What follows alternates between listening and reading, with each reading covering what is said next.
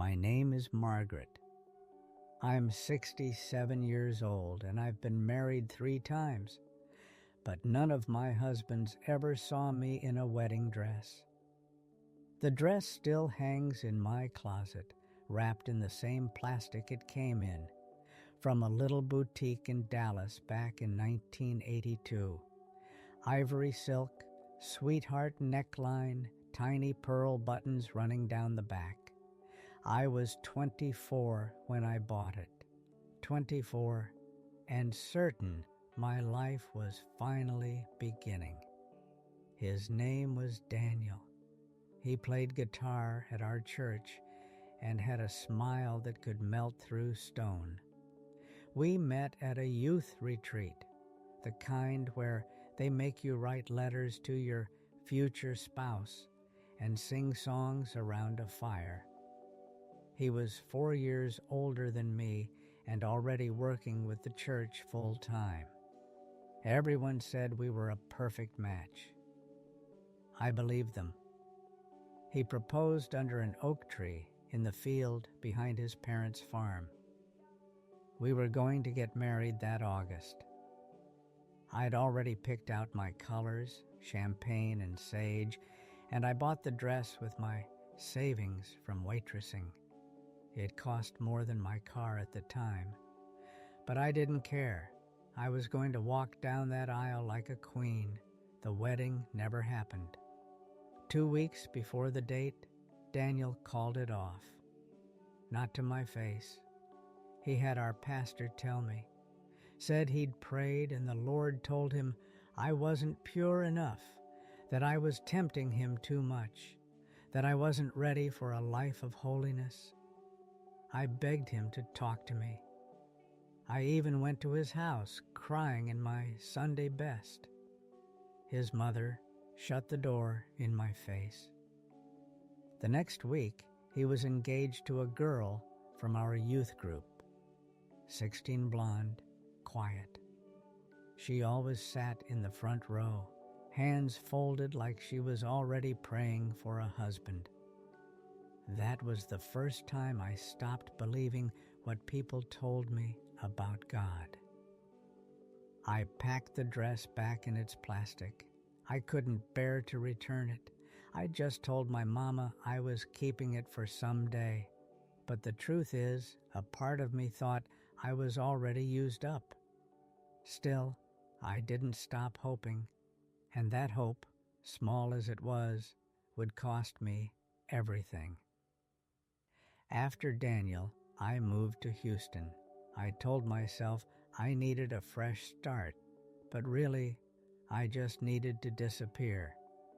I got a job at a diner on the east side, graveyard shift, mostly truckers and drunks. Tips were bad, but at least no one knew me.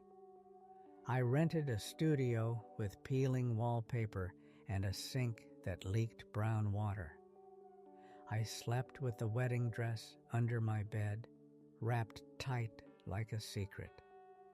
That's where I met James. He came in every night at 3 a.m., always ordered black coffee and hash browns. Said he worked construction, though I never saw him wear anything but a leather jacket and boots.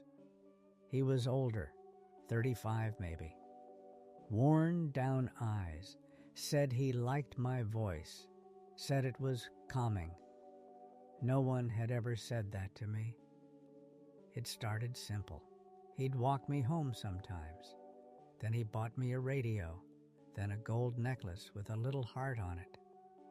I told him about Daniel one night when I was tipsy, and he just laughed. "Sounds like a coward," he said. "You want a real man, you stick with me." I thought maybe that was what I needed, a man who didn't care about saving himself for marriage, a man who didn't make me feel dirty for wanting to be touched. We got married at the courthouse 6 months later. I wore a blue dress from Goodwill and some lipstick I borrowed from a coworker. The wedding dress stayed under the bed. I told myself it wasn't right to wear it now, that it was meant for something else. But deep down, I knew it didn't belong to this version of my life. James moved in, and everything changed fast. He didn't like me working nights. Then he didn't like me working at all. Then he didn't like me calling my sister, or leaving the house without him, or using birth control. When I told him I wasn't ready for a baby, he punched a hole in the kitchen wall. Then he cried, said he was just scared, said he loved me so much it hurt. The first time he hit me, I thought it was my fault. I said something sarcastic about the dinner being cold. He slapped me hard enough to make my ear ring. He apologized right after, of course, bought me roses, said he just needed me to be soft, said I made him feel small when I talked like that. And I believed him, because believing him was easier than believing I'd chosen another man who could ruin me. I stayed for 3 years. I lost a baby in year 2. Didn't even make it to the 2nd trimester. He didn't come to the hospital, said he wasn't good with blood. I came home to find him drunk, crying to an old country song on the couch. He told me I'd let the baby die. That night, I almost put the dress on. I remember standing in front of the mirror, unzipping the bag, my fingers shaking. I thought maybe if I looked like I did before everything went bad, I could feel like her again. But I couldn't get the zipper up. I'd gained weight. I hadn't noticed how much until then. I put it back in the plastic and shoved it to the back of the closet. The next morning, I left. No suitcase, just a purse, a bus ticket, and a bruise on my neck I covered with a scarf. But I took the dress with me, always the dress. I ended up in New Mexico, Las Cruces. Cheap rent, dusty air, skies so wide they made you feel like a ghost floating in the middle of nowhere. I found a job at a laundromat, folding other people's clean lives while mine stayed crumpled up in the back of a suitcase. I was 30 now, twice married, no children, no family that spoke to me. My mama had called once after I left James, told me maybe if I'd stayed with Daniel, things would have been different. I hung up and never answered her again. The dress sat folded on the top shelf of my closet now. I couldn't bring myself to hang it anymore. It felt like it was watching me, like it knew how far I'd fallen from who I used to be. Every time I looked at it, I heard Daniel's voice, or James's fists, or worse, my own voice making excuses for both of them. That's when I met Lena. She was standing outside the laundromat one night, barefoot and bleeding from the nose. I brought her inside, cleaned her up, gave her the orange Fanta from the vending machine. She couldn't have been older than 17. Said her stepdad kicked her out, said her mama chose the wrong man. I knew that story by heart. She slept on my couch for 3 nights. On the 4th, she stole my wallet, but she left a note. Sorry, you were the first nice person. I just couldn't stay. I wasn't even mad, just tired. So tired of wanting to be saved or to save someone else, only to watch them disappear. I think that's when I stopped believing in people entirely. But not long after, I met my third husband. Edward was different. Or maybe I was just too broken to see the cracks. He was gentle, soft-spoken, the kind of man who asked if he could touch your hand before he did. He was a postal worker, always smelled like rain and old paper. He'd lost his wife to cancer and wore his wedding ring on a chain around his neck. He never asked about my past. I think he didn't want to scare me away. We took things slow. He made me laugh again. He kissed me like he meant it, but never pushed further. For the first time in my life, I felt safe, not excited, not swept away, just safe. And that felt like a miracle. One night, 2 years in, he proposed, quietly, on the porch. No ring, just a whisper.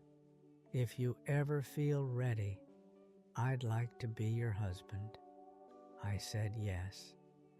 And that night, after he fell asleep, I got out the dress again.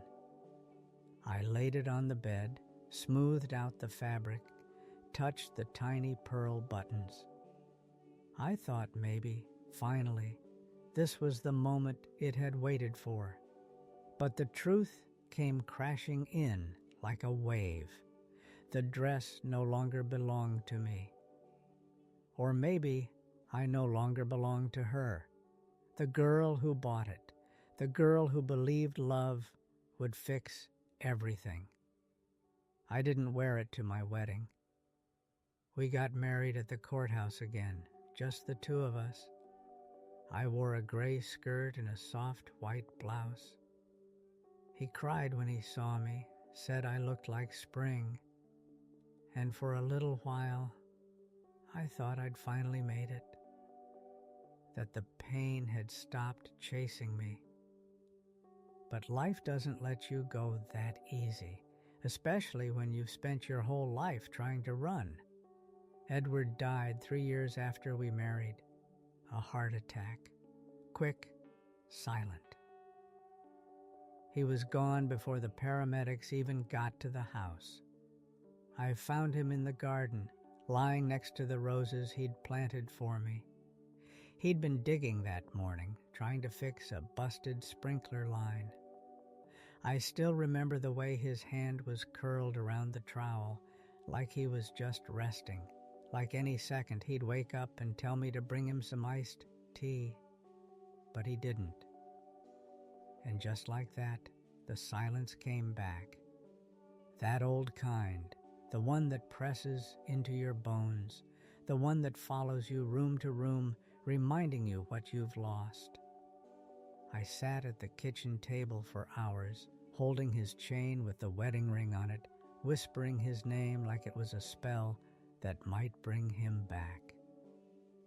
I didn't cry for a week. When the tears finally came, they didn't stop for 2 days. He'd left everything to me, what little there was.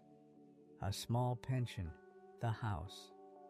A stack of letters he'd written me every year on our anniversary, but never gave me.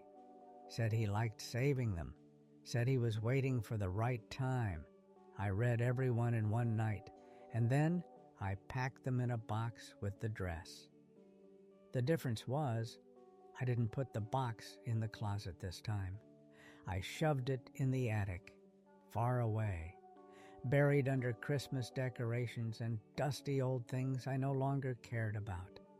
I thought maybe if I left it there long enough, I'd forget it existed. But grief has a way of leaking through walls. In the months that followed, I fell into something dark. I stopped going outside. Let the garden die. Didn't return calls. I started drinking again, not the social kind, the kind that tastes like shame. I'd pour whiskey into my coffee at 8 a.m., tell myself it was just for the nerves. I knew I was lying. I just didn't care. I lost my job at the community center. Then I stopped paying the electricity on time. The fridge broke, and I just left it. Ate crackers and canned peaches. Told myself I wasn't hungry anyway. Then came the pills. It started with the sleeping kind. The ones the doctor gave me after the funeral, then the ones I bought from a woman down the street who sold them out of her garage. They made everything quieter, slower, like I was underwater and the pain couldn't swim fast enough to catch me. I didn't care if I woke up most mornings. One night I took too many, not on purpose, I think, but maybe a little bit. Maybe I just didn't care what happened. I remember the sound of the sirens, faint like a memory. I remember a voice yelling my name, and then darkness. When I opened my eyes again, I was in a hospital gown. My sister was standing at the foot of the bed. I hadn't seen her in 12 years. Her face was older, tighter, but her eyes were still the same, worried, disappointed, tired. She said, "I thought you were dead," and I said, "I was trying." She didn't cry. She just sat next to me and held my hand, like it was the most natural thing in the world. I stayed in a recovery center after that. 30 days, no pills, no alcohol, just time, and group therapy, and cheap coffee, and women who told stories that sounded a little too much like mine. One woman said, "Sometimes grief makes a home inside you and refuses to pay rent." I wrote that on a napkin and kept it in my coat pocket for months. When I left the center, I went back to the house. I climbed into the attic, opened the box, and I held the dress for the first time in years. And for the first time, I asked myself something I never had before. Why have I been keeping this? And I didn't know the answer, but I knew I wasn't ready to let it go. Not yet, because I still hadn't faced what it really meant. I started volunteering at the same women's shelter that had sent me to the recovery center. They gave me a badge and a clipboard, but more importantly, they gave me purpose. I wasn't just Margaret, the widow, or the addict, or the girl with a wedding dress no one ever saw. I was the woman who knew how to sit with someone when they couldn't stop shaking, who could say, "Me too," and mean it. There was one girl, Tasha, 19, came in barefoot in the middle of January, bruises on her collarbone, mascara smeared like war paint.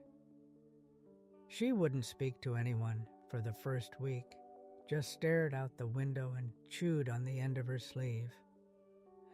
But I knew the look, the frozen look of someone trying not to shatter. So I sat with her. I didn't ask questions. I just told her stories about the laundromat, about the time I thought I saw Daniel at a gas station and ducked behind a rack of potato chips, about the time James tried to fix a broken sink and flooded our whole apartment, about how Edward used to hum old blues songs when he washed dishes. And then, one day, she laughed, just once, short and sudden, like it surprised her. That's when she started talking. She stayed at the shelter for 2 months, got clean, got a job, got out. And on her last day, she hugged me and said, "You made me believe I could still become someone. I walked home that night and took the dress out again. I sat with it in my lap like it was a person, like it was the ghost of the girl I used to be, waiting to be acknowledged. And I said out loud, "I forgive you." I wasn't sure who I meant. Myself? Daniel? God? Maybe all of them. That night, I had a dream. I was standing in a church, not any church I knew, but something old and wooden and full of light. I was wearing the dress. It fit perfectly. No tight seams, no bulges, just soft silk that moved like water. There was no groom, no guests, just me walking down the aisle alone, barefoot, toward a mirror at the altar. And when I looked in the mirror, I saw all the versions of me, young and afraid, angry and bruised, hollowed out and half drunk, smiling in Edward's garden, weeping on hospital sheets. They all looked back at me. And for the first time, I didn't feel shame. I woke up crying, but not the broken kind, the kind that washes something out of you. The next day, I started writing my story down. Not for a book, not for the news, just for me. I filled 4 spiral notebooks in 6 months. Every man, every fight, every regret, every small moment of joy that had somehow survived the wreckage. I wrote until my hand ached and my memory blurred. And when I was done, I opened the box again. The dress was still beautiful, but now it didn't feel like a symbol of failure. It felt like proof I had survived. I didn't throw it away, but I did something else, something I never thought I would. I took the dress to a seamstress.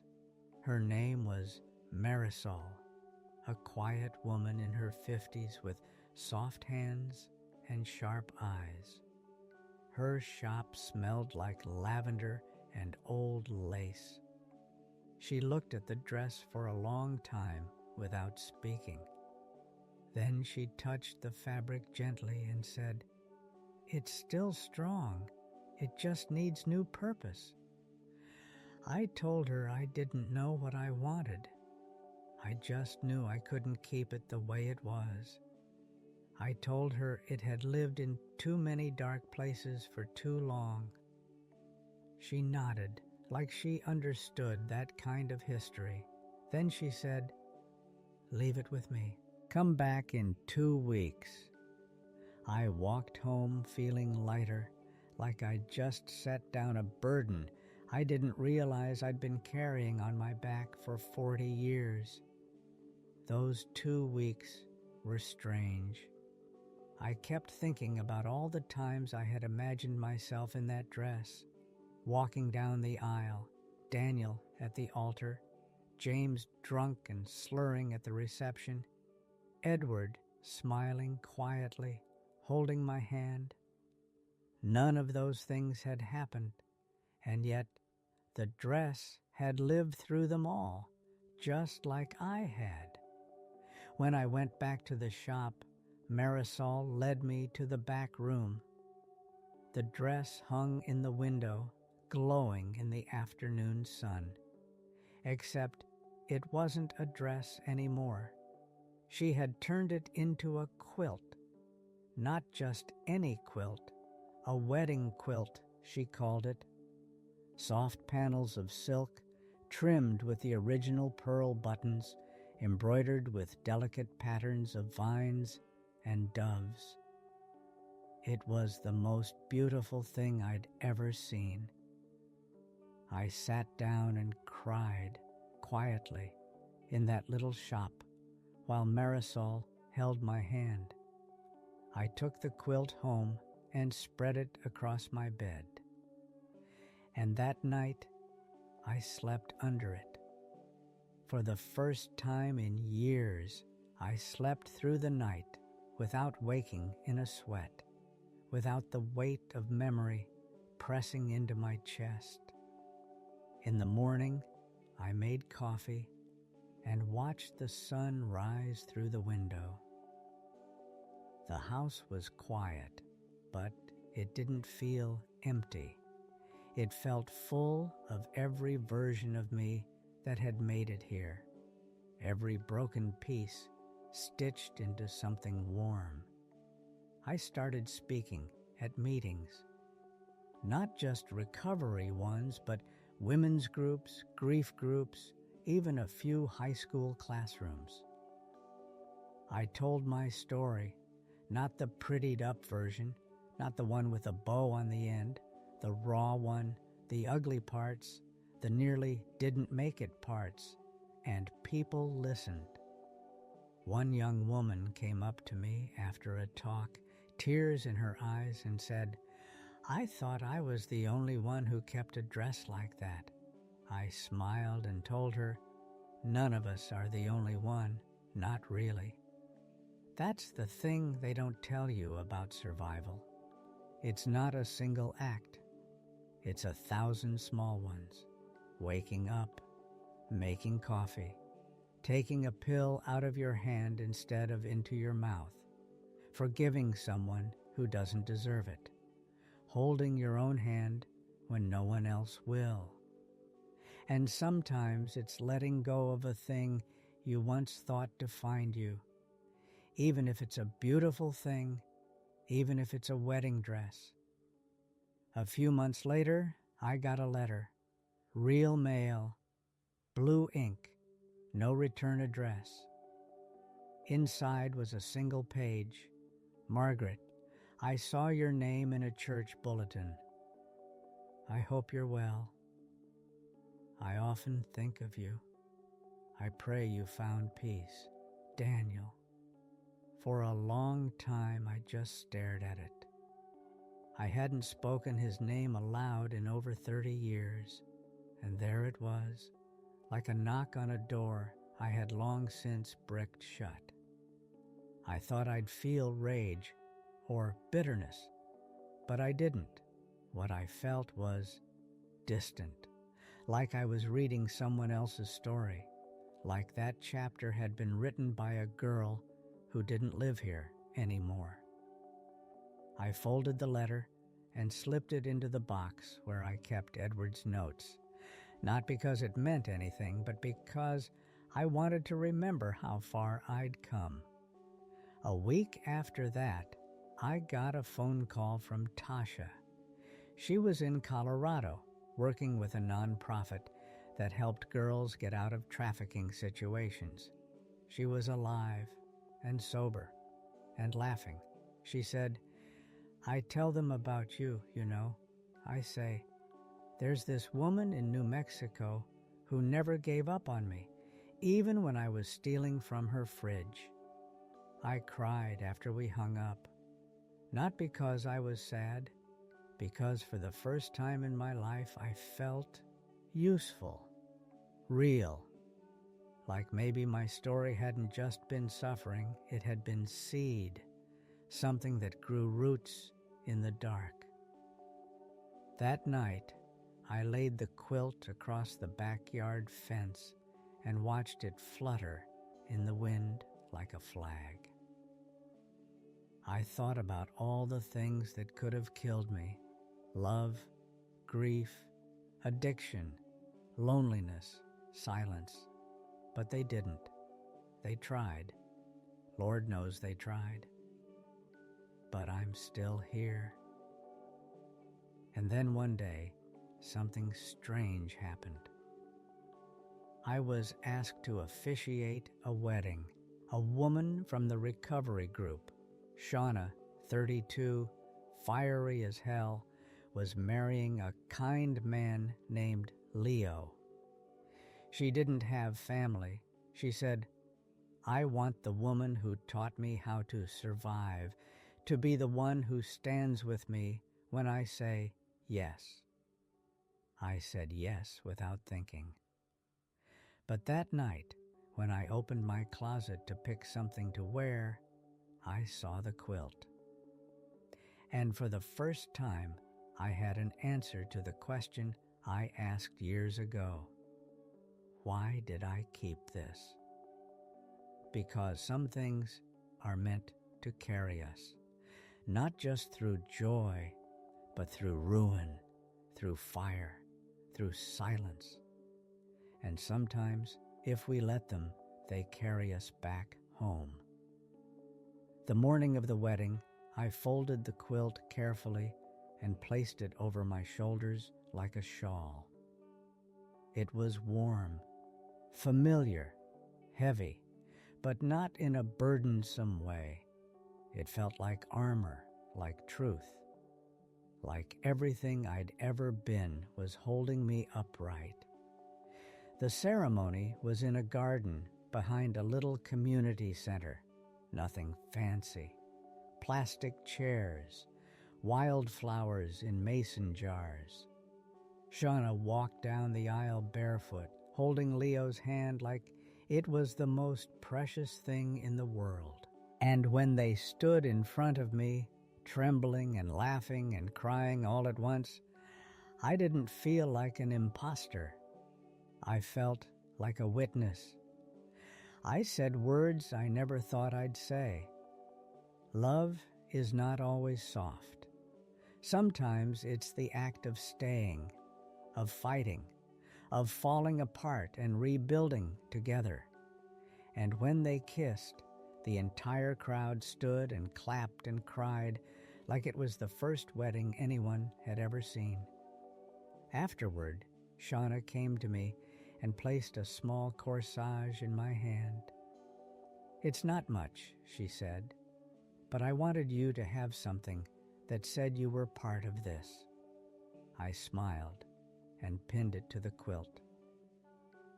That night, back home, I sat on the porch with a cup of tea and the desert wind curling around my ankles. I thought about all the rooms I'd left, all the doors I'd slammed, all the times I'd stood in front of mirrors and not recognized the woman staring back. But tonight, I did.